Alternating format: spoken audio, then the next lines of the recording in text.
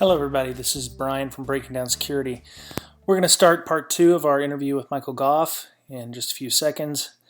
I started by asking him whether or not he was an independent researcher or if he had a regular job. So, we're going to get right back into it. This is the in progress interview we had with Michael Gough. Take care and have a great week. Are you an independent consultant, or do you actually by day work for a company and then by night do the Batman thing? Both. So I'm picky on the engagements I take. I want to help people who actually understand the problem we're talking about. Those obviously are few and far between. But if somebody really knows, hey, I need this kind of expertise, I'll help them tweak their logging environments, their big fix environments, their carbon black environments, teach them to hold workshops, etc. I'll even do, depending on who it is and what it's for, I'll even help them do incident response in the case of, hey, I got something here and I don't want to spend $100,000 a week with Mandiant. I'll go in and do that if so choose, but it's not cheap to do that. You got to immediately get on a plane, take vacation and all that. Sure. So I limit what I do there. But yes, my day job gives me a lot of stuff to be able to research in my Batman time. Yeah, I guess there's a reference there we might want to explain, right? My name is Michael Gough. That's the butler of Batman in the early movies. So yeah, there you go. Exactly. Actually, I figured that out today, actually. Yep. Okay, so let's talk about intelligence-driven computer network defense. Okay, so you touched upon that a little bit when we talked about virus definitions, right? And in the management framework. So basically, it means know your enemy, something like that. What they would do, how intelligent they are, yada yada. So basically, it says basing security decisions and measurements on a keen understanding of the adversary. What are your opinions on that? They know what we know, and they're better because all of them write code. Not all of us write code. I'm a great scripter, but code-wise, I have people that like to do that, so let them write the code.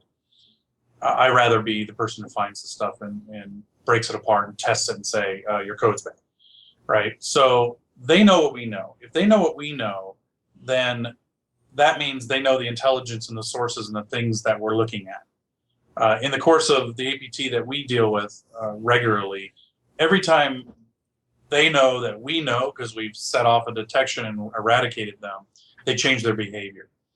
And again, behavior is much like signatures. Signatures don't work. I was at B-Sides Las Vegas. I had the interesting opportunity, I've got to put a picture of that on the blog, of meeting and talking with John McAfee. I asked him what he thought of the antivirus industry, and he said it's dead. Signatures are just incapable at dealing with the quantity of malware that's out there, and even the numbers that we know about. There's probably a hell of a lot more than the numbers that are there. If you want to know what the numbers are, go to avtest.org, and you can see what the malware counts over the last 10 years are. It's a rapid increase, almost 60% increase every year. So if signatures don't work because we're looking at the behavior of the malware to find the trigger to cut it off or eradicate it, then human behavior is even harder to detect because now there's intelligence. It's not a pattern that's going to be the same every time. So for me, there's something, like you look at what the research Brian Krebs does. He's looking at generally what they do, not exactly how they do it, but he gets pretty damn detailed. But he's generally looking at POS systems, are buying these kinds of things. They're reverse engineering this stuff. They're figuring out how it works. The credit card skimmers. They're obviously buying the doodads. They're crafting them to fit inside now. So there's a lot of intelligence there. Now, can you research that? Can you really get a high hitter rate? No, I don't think so. I'm in an industry that we kind of know what they're doing. We know why they're doing it. We know kind of how they do it. But to try to say I can second guess them and say, oh, they're going to do this next, forget it. They'll never do that. They mix it up. They're random thinkers. They're creative. They're not very analytical like scientific people. They're more like artists. Yeah. So I'm not really hip on it. Now, I've been working on a project of recent that's had me looking at a lot of threat intel and comparing threat intel to some of the known things that I have. Bingo. Yeah, bingo. And I went to DEF CON and Black Hat and B-Sides I did not attend PasswordsCon, but I was there for all three. I survived. I really had quite a good time. Weather was perfect. And I came away with the fact of Kyle Maxwell's talk was one of them, and another guy, I forget his name off the top of my head, that did a great threat intel. He compared three very large entities and said, bottom line is they all generally have different data. And my conclusion after looking at various lists of things and looking for what I'm looking for is that is absolutely correct. That these threat intel lists are probably very vertical in nature. There is some overlap. There is some sharing. For example, OpenDNS uses Black House. Everything I look up for the Black House list will trigger OpenDNS and say, OpenDNS IP, so I don't get any intel. So I know that there is some sharing going on. But the fact that not everybody shares everything and that there isn't overlap with everything means that there's large gaps. If I buy solution threat intel A and these bad guys know that, however they figured it out, because they're going to use the same intel that we're doing in reverse, right, to try to figure out what I'm using. They know everything I know. Then they're going to use sources that aren't in that threat intel feed.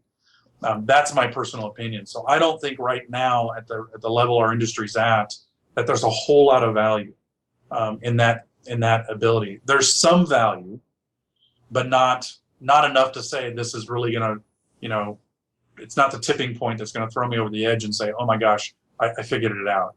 It's just a piece that helps us try to prevent large outbreaks potentially. Hey, this has a very high hit rate against OpenDNS. Maybe if we take the entire OpenDNS feed and we block that, maybe this problem won't be as big. That's kind of what that value, I think, probably holds the best. But the reality is, I think if you spend $100,000, $120,000 a solution on threat intel, probability is you're not going to get a very high hit rate is probably the norm. Some industries very high, some others not so high.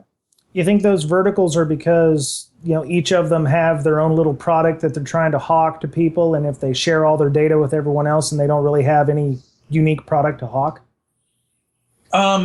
No, I think they should be more honest about the fact that they should categorize who their customers are and where the data is coming from in some much larger list of verticals. Not you're in government, but you're in federal government, state government, and you're in a money processing state government entity, right? So break it down a little further. You're in high tech. Okay, what does that mean? Are you Microsoft or are you the startup down the street? Yeah. So there needs to be some more categorizations of this. So when I look at the feeds that you have or the categories that you have, it may fit me better than others. That would be really helpful. I'm not going to go spend $100,000, hoping the three of them. This talk at Black Hat that I saw, so you can look at it because it's one of the only talks on threat intel other than Kyle Maxwell, who I know very well. This guy compared and did the charts, the overlapping circles, and said less than 1% overlap between these three very large feeds. So how would I, if I had, let's say, 1 million IPs, evaluate these large threat intels unless I could actually check each one of the threat intels? But I would have to sign up API calls. I would have to sign NDAs, and I wouldn't want to pay for it until I did that. And they would, wait a minute, aren't we giving you free intel then? I think it's a very hard thing to test. I think it's a very hard thing to determine it's working really well for you, unless this person comes to you and says, we are extremely vertical in defense contract and government and say stuff. Okay. Because given, these guys have an agreement to give them all that stuff. But they can't say that because, those guys with 3 letters don't want you to know where it came from. Yeah. Okay. So, but we're running short on time. We're already at about 45 minutes or so. So I wanted to steer you towards, you mentioned you were at B-Sides Las Vegas, Black Hat. Did you go to DEFCON and you were at PasswordCon? I went to DEFCON as well. PasswordCon was at the B-Sides location. I did not attend any of the talks. Okay. So what did you think about those? So here's a little background. Mr. Betcher, bastard that he is, got tickets to DerbyCon, so he will actually be at DerbyCon with his wife of all people. I'm still a little bitter about that. Myself and my wife will be there too. Yeah, I didn't get tickets because I wasn't sure about the scheduling. So, anywho, I've never actually been to one. My only thought is I'm thinking of them like the Star Trek convention in Pasadena that I've been to, where it's a bunch of geeks hanging around, talking to ferns, and then finally getting together after the furry con or whatever. Could you maybe give us an idea of what a large convention like DEF CON or Black Hat is like? A lot of people. So if you're definitely crowd phobic, not a place for you for DEF CON for sure. The Black Hat's a little more spread out, but chaos, a lot of stuff that people normally don't see in their normal life. Now, I lived in Seattle, so if you go up to Capitol Hill, it very much looks like that. Okay. On a busy day when everybody's out and about, everything's pierced, colored, cut, cropped, colorful in every way, form, and manner. Sure. But it has become very much corporate. The people that are attending, in my opinion, are probably at least 80%, if not 90%. And, people like you and me that are doing our jobs and attending these things. It's no longer the small DEF CONs I used to go to where there were 500, 600, 700 of us. Sure. And it was very high hackery. But now we have to understand something. So there's probably a caveat here. We know going to Vegas for these cons is very offensive, hackery, exploitation, vulnerability disclosure. Oh, look what I found kind of thing. But these are three very large conferences. These, B-Sides is well over 1,000 people, I think now. DEF CON is easily exceeds 15,000, may approach closer to 20 with all the secondary badges I saw. Yep. Black Hat, I think, is somewhere around the 10,000 range. That's a lot of people to educate. And one of the themes that I thought was completely missing in any kind of quantity was defensive talks. So if 90% of us who are attending these things do defense as our day-to-day job, with the exclusion of DEF CON, because obviously there's a lot of hackery going on there. Sure. And yes, you should learn how to break things as well as part of our job. We're curious. That's what we do. But if we're defending things and there's a shortage of talent in our industry, and the timeline right now is roughly 20 years to recover, which is ludicrous. It tells you it's unrecoverable is what that tells you. Then there's something wrong with the cons going on in Vegas. There's not enough focus at defense. I've talked to too many people that have gone to these cons. I said, so you just listened to 5 or 6 talks on POS. So how would you defend a POS? Not one of them is going to tell you segment it better. Crickets, yeah. So, or do malware discovery at a much better, higher level. So what they come out of it with, I think, is very short, and we're doing our industry a huge injustice. And I think that significantly has to change. I know Shmoo dumped a specific type of talk to try to get more defense talks. Dallas B-Sides, specifically requested defensive talks. And so I know maybe they're not as sexy, a lot of people say. I don't know. The stuff I do every day is pretty freaking sexy. Maybe it's because you don't know how to do it. You haven't found the sexiness of it yet. I don't know. So my takeaway is it's a great experience. Everybody needs to do it. But if you really want to learn something in regards to the day-to-day defense of your job and to keep yourself employed and to do a better job at what you do, I highly recommend going to more cons like DerbyCon, like B-Sides events all over the place. They're cheaper and the content of defense is much higher. So let's look at the cost. The cost of DEF CON is $200. The cost of Black Hat's quite high, very commercial, vendor-driven and presentations.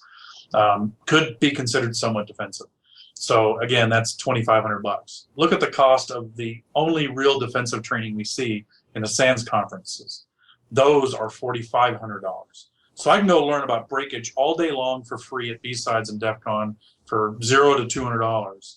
And Black Hat, if you want to throw that in, up to $2,000. But if I want to really learn how to do my job at SANS training events, I have to spend $4,500 for 1 week.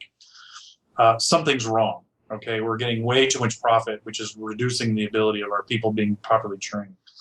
So it's my goal to start up and focus on a defensive-only conference, to have a very strict criteria at the talks and to make it sexy, and to take what we've done at B-Sides and move it towards a defensive nature. So we can actually train some people and get them going back to their work knowing more than they did when they came in, much like we did at B-Sides Austin with the Windows logging workshop and the Windows cheat sheet. So is that going to be there in Austin, you think, or are you going to try to put it in a bigger venue like Dallas? I think probably focus at Dallas, where it's a hub, easier for people to get in. Okay. As much as I like Austin and such, I think it makes sense to put it in the bigger city. So just some ideas we're throwing out there right now. So from that perspective, everybody's got to do Vegas once. They should do all 3 cons. They should experience the mayhem. I highly recommend you don't drink every other day to survive it.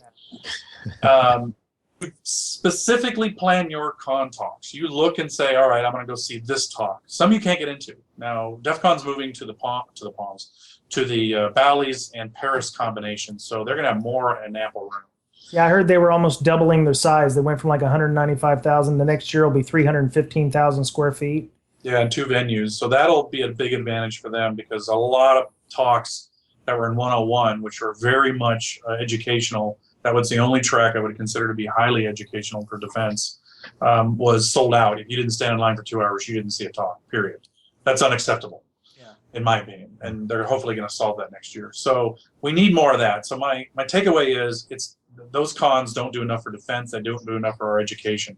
It's why we have a shortage of skilled people. It's why we have a shortage, or why we have this gap of 20 years, as some of these reports are claiming it'll take for us to catch up. That's obviously hogwash. If we can't do it within a couple, 2, 3, 5 years, the malwarians are at least, the bad guys are at least 5 years, if not further, ahead of us. The stuff they're developing, the methods they're using, exceed what we see HD do in his Metasploit exploitation. Very, very clever things they're doing. And they buy the tools. It's very profitable. They buy the tools and figure out how to get around them. So we now have to change our behavior and do better jobs. Target didn't need another product. All these POS people didn't need a product. They needed better education. They needed better exposure to people like us that have the information that can share with them. Here's how you catch Brian and Brian doing a pen test. Yeah. Okay. Let me ask you this. All these cons teaching people how to hack, are we just training black hats? No. 90% of the people that go there aren't real hack. We're all hackers. We that's our mentality, right? Hackers are a good thing. We're not the crackers or the bad guys or the criminals. Yes, probably some 1/10 of 1%, maybe 2% of the people. Very small amount of those people are going to be the bad guys. So no, I don't believe so. I believe that just the fact that I can break into something is great. We still fail how to translate that to meaningful information to management. We fail to get that information across to management so they budget for more, because we're now starting to read that management is starting to get numb to the fact that it's normal to be breached now. And that's a bad thing, right? Yeah. What should be cool is management says, like Carly Fiorina did when we were at HP, when Code Red and Limited took down HP, she said, we have got to reduce the cost and burden this is putting on us. Do something about it. And she funded a big program, and they had a significant success reducing the impact of huge events against HP. Companies need to take that approach and say, look, cost avoidance is very profitable. You look at how much money all these companies lost. If you look at the state of South Carolina, because of public record disclosure, how much money they spent, you can correlate the size of South Carolina and the $146 million targets thus far said they've spent, and you can pretty much interpolate any size company and how much it cost them to be breached. Far cheaper to be better at security. Far cheaper. 1% is far more of those breach costs that I would need. $25 million, I think, was South Carolina. You know what I could do with $2.5 million? Wouldn't have had South Carolina happen. $146 million for Target. You know what I could do with $1.4 million? Target wouldn't have happened. So that's what we got to do. That's what my takeaway from the cons is. It's not educational enough to do our day-to-day jobs. Yeah. I think I would give it an F in that category. B-Sides does the best. It's the biggest variety. DEFCON had 3 logging vendors, not a single talk on logs. Here's the irony. The only log talk that existed at all 3 of the cons was at DEFCON, and it was a fill-in talk because one of the talk guys was threatened to being sued if he went ahead with his disclosure. So DEFCON had the only log talk. There were 3 logging vendors at Black Hat and no log talks. There's something wrong when every breach, you need logs along with malware analysis to understand what happened in your environment, period. Yeah. If you ignore it, you're going to keep getting compromised like nobody's business. Okay. All right, so I want to ask a question. We've got another interview coming up soon about with somebody. I'm not going to mention it now because it hasn't happened, and I want to make sure that that's going to happen first. But one of the things we're going to ask this person is about the overabundance of tools and the use of tools, whether it be pen testing or whether it be in the enterprise, whether or not we are, have an over-reliance on tools like, somebody using Metasploit. whether it be for offense or defense, and they automatically think they're a hacker, or a pen tester, or let's say from a company comes in, all you get is a bunch of automated tools from the pen tester, and they think that they're going to solve all your problems. Do you believe that? I mean, and you make a tool yourself, and you're making tools for log analysis and for malware detection. Do you believe that there is an over-reliance for people using tools, and that makes us information security people complacent, or do you think that it's just to help automate the mundane tasks that are? And as a follow-up to that, do these tools actually do what they advertise? So there's I just collected this information. I'm actually going to blog about this, but you guys can probably Google it. There is a study that was done. I want to say Ponyman. WebSense was a sponsor. It wasn't Ponyman. And they asked, are you happy with the tools you got, and did they do what they expected?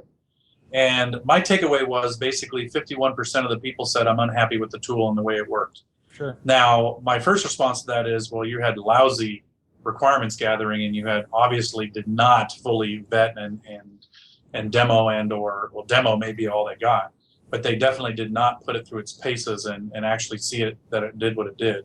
Mm-hmm. I buy a logging solution. Do I really have an idea what it's supposed to do for me, or do I want to just to plug it in and point my logs to it, and it's supposed to magically do all the stuff that's in the Windows cheat sheet? No, it will not do that. So yes, there's a reliance on it, but there's not people like you and me, you guys asking the questions and me answering the questions. You have tools, learn how to exploit those tools, meaning don't exploit and break the tool, exploit every possible feature of the tool. I'll give you a perfect example, Tripwire. Tripwire by default does not monitor the entire disk. As a matter of fact, the number one drop point for a server is Windows 10 for malware. Tripwire by default does not monitor Windows 10. So exploit the tool by taking Tripwire and monitor that directory, and many others for that matter, anywhere there's an executable where you can inject a DLL. So, learn how to be a security engineer. And I definitely think that what we have in our industry is too many analysts who utilize these tools. I'll stay away from the pen testing for a minute. I'll get back to that. But a person who runs Tripwire console, if you're not a guru at Tripwire, you're doing it wrong. You should know. I mean, if someone says, hey, yeah, I've been using Tripwire forever, what's the number one flaw with Tripwire? If you don't answer, it doesn't monitor Windows 10 by default, and you have to, and the stop points better not be somewhere there's an executable. If that's not your answer, you don't know Tripwire very well. And all those pop-ups and everything drives me crazy. It takes forever to get to where I want to be. That tells me you know Tripwire, all right? Great tool. It caught the struts vulnerability for us, but if you don't go to that extra extreme and be an engineer against that tool, so we have way too many analysts. That's our shortage. We are overabundant in analysts and under in engineers. So yes, a fool in a tool is still a fool. And so we have to take what we already have, exploit it, use it, figure out what the gaps are, do much better needs requirements. What are our requirements? What do we need? What do we want it to do? What do we expect it to be like when we implement it? Do we actually burn it in before we buy it? 30 days you have to evaluate it? No, I want 90. Okay, we have to kick it up a notch, and we have to do a much better job, and then your rate of failure would be much lower. So, and I can't buy every tool. Fact of the matter is, you can't buy my tool, you can't buy his tool, you can't buy their tool, and you just don't have the budget. That's why ours is a freemium model. We're, similar to what Snort did. We want you to be able to use this thing because of the value and the power. It's just that it costs us money to do it in scale, so therefore you're going to have to pay for it. But, my outlook, as you guys have heard before, my two favorite tools aren't even marketed as security tools. Good log management like Splunk, or Alien Vault, pick one, probably doesn't matter. ArcSight, too many people install ArcSight and think it magically is going to correlate everything. Wrong. And BigFix, a product that can do analysis and run jobs against the system. Well, I can do that in PowerShell. Yeah, but what you do in PowerShell is going to be different the way Brian does it, and the way Brian does it, the way Bob does it, and Alice does it. So you need a tool that gives you some consistency, right? Those two tools, and something like Carbon Black type logic, and any of those tools that do process management, our tool supplements that. That's all I need. Throw the rest in the trash. But I do know environments that use Bit9 that very well. If you can have a nice, static, well-controlled environment, lock down users, Bit9 will work real well for you. But how do you know the box is clean before you put Bit9 on it? Because Bit9 doesn't check the box once it's on it. It only checks after things are launched. You have to assume some trust when you do it. So yeah, I think to answer Brian's question, yes, there's too many tools, but you have to do a better job picking your tools. I think you shouldn't be afraid of saying this tool is not working and toss it.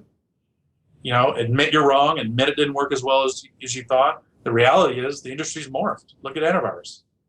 Antivirus just doesn't work anymore. Not like it's, you know, if you spend any kind of money on antivirus, a fool in a tool is still a fool. Well, it's a checkbox. PCI requires antivirus.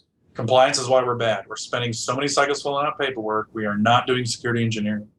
Sure. So yes, I make a tool. I make a better tool than some other people, right? They make a better tool than us in their aspect, but we're filling a gap that's very weak at tools. And we need more of that. Our industry needs more of that. But again, my tool is not the only tool you should have. It's not the last tool you'll ever need by any stretch of the imagination. You have to say, here's the there are people that have incredibly high infection rates with email and web surfing because you can't lock it down because of the type of business they are. Sure. And then you have people who don't have that problem. So the solution for the people that don't have that problem, FireEye is not really probably a big win for them. But the other person, it might be.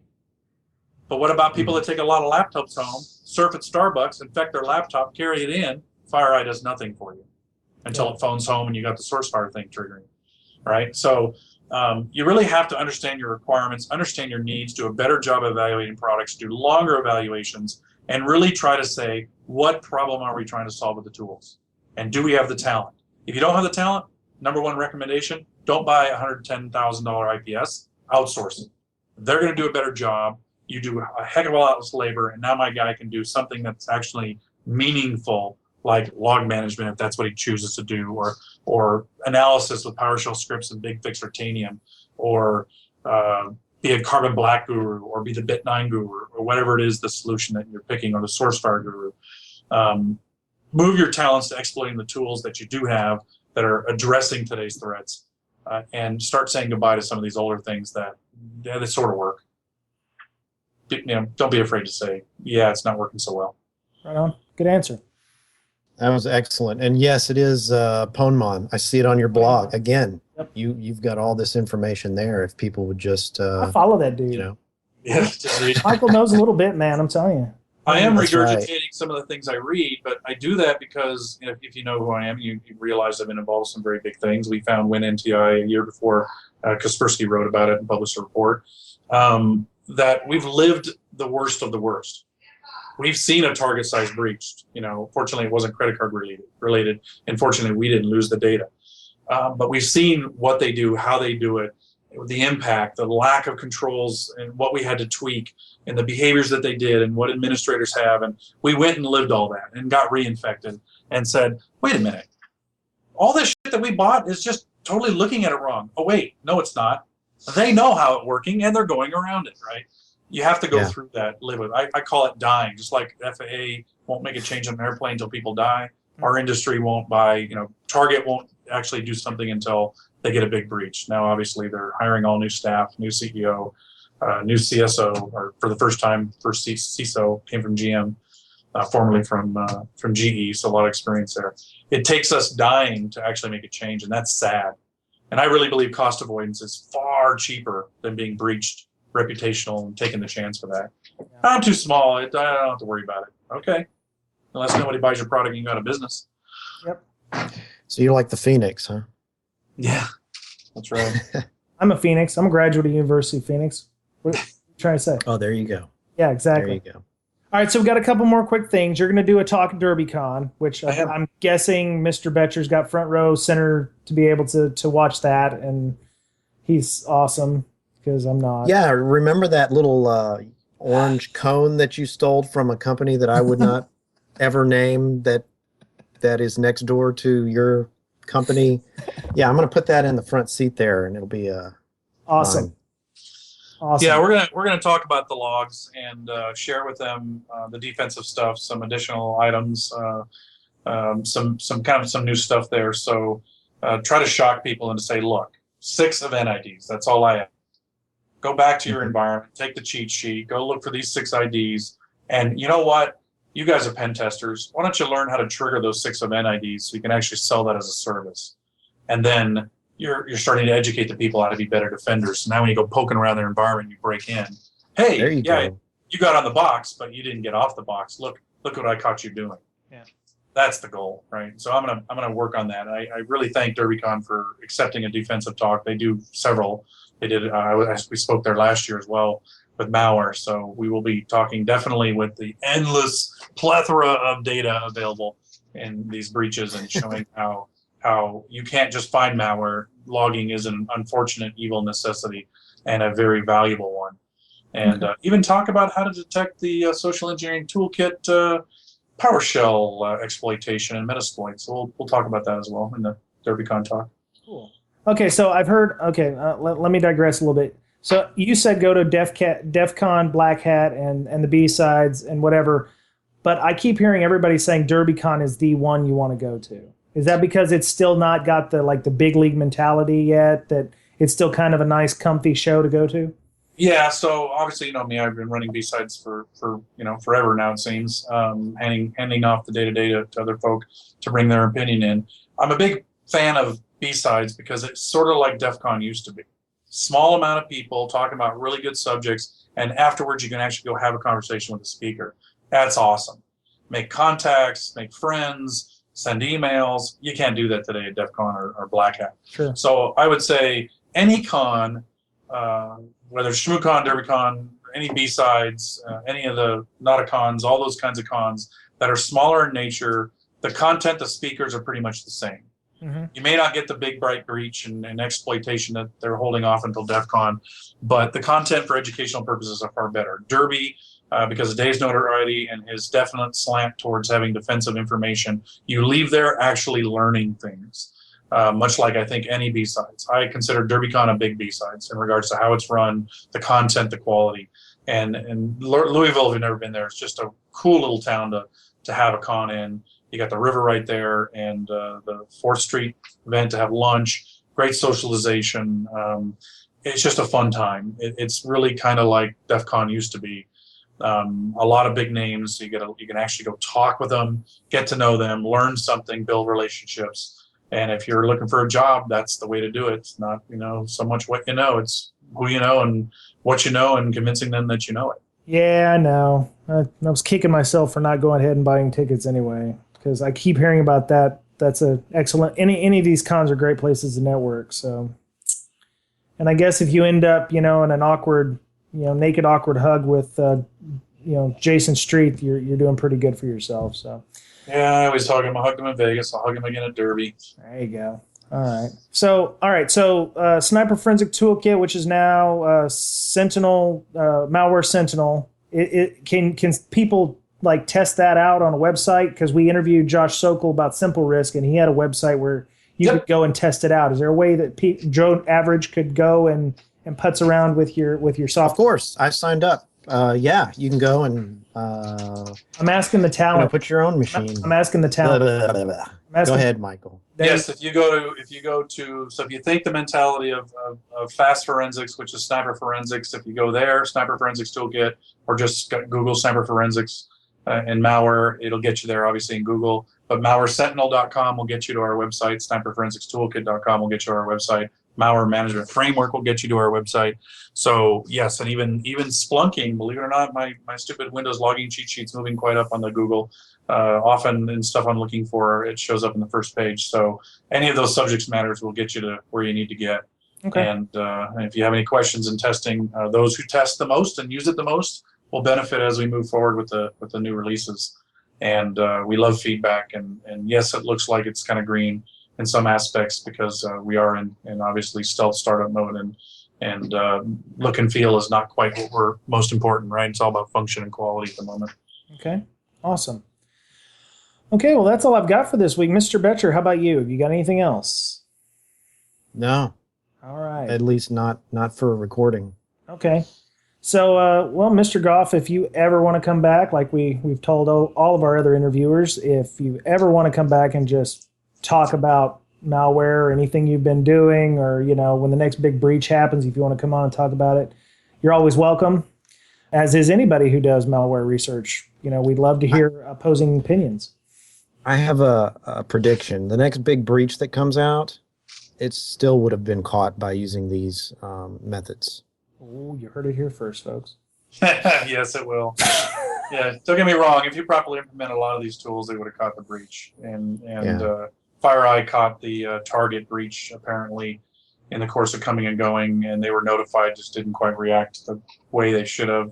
Neiman Marcus obviously admitted they had a bunch of log information, but it's not so much of just having that. You actually have to learn how to make 60,000 events down to 6 events times however many systems so that it's meaningful. It must be actionable. If you're alerting just to alert to show an auditor, you're doing it wrong. Make sure when that alert hits my desk and I see a new file dropped in WBM, I'm freaking out. It's time to dig in the weeds, get in the weeds and play with the malware, because that's probably what it is. That's awesome. All right. And I guess we'll leave it at that. So thank you, Mr. Gough. You're always welcome. Mr. Betcher, it's been a pleasure as always. And this has been Brian Brake for Breaking Down Security. Have yourself a great week, and hope you come back again soon. Thanks.